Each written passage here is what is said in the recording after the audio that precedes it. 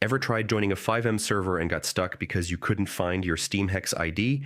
Don't worry, by the end of this video, you'll know exactly how to get it quickly and correctly so you can jump into roleplay, whitelist servers, or mod without any hassle. Before anything else, make sure the Steam app is already installed on your computer. Once you've got that ready, go ahead and open Steam. When it loads, sign in with your account.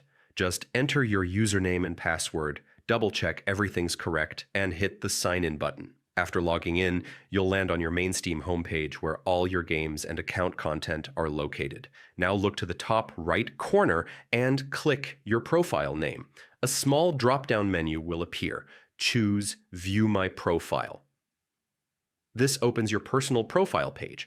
On that page, you'll see an option that says Edit Profile, usually around the top right area. Click it to access your account settings. Inside the edit options, scroll until you spot the custom URL section. Right underneath it, you'll see your Steam profile URL.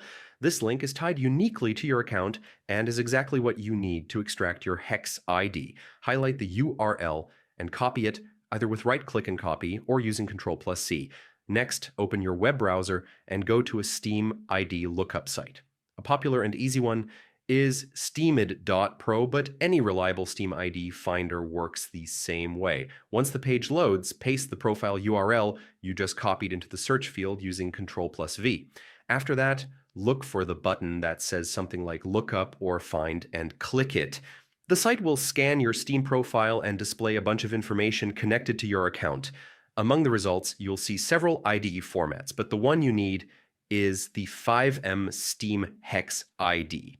It usually starts with the word Steam, followed by a combination of numbers and letters. Once you spot it, go ahead and copy it the same way. Right-click and copy, or press Ctrl+C. If you're on a Mac, Command+C works the same. And that's it. Your Steam Hex ID is now in your hands. You'll use this ID for whitelisting on servers, modding setups, or any custom FiveM configuration that needs to recognize your account. Save it somewhere safe so you don't have to repeat the steps later. If this helped you out, stick around for more quick guides and feel free to drop any questions in the comments.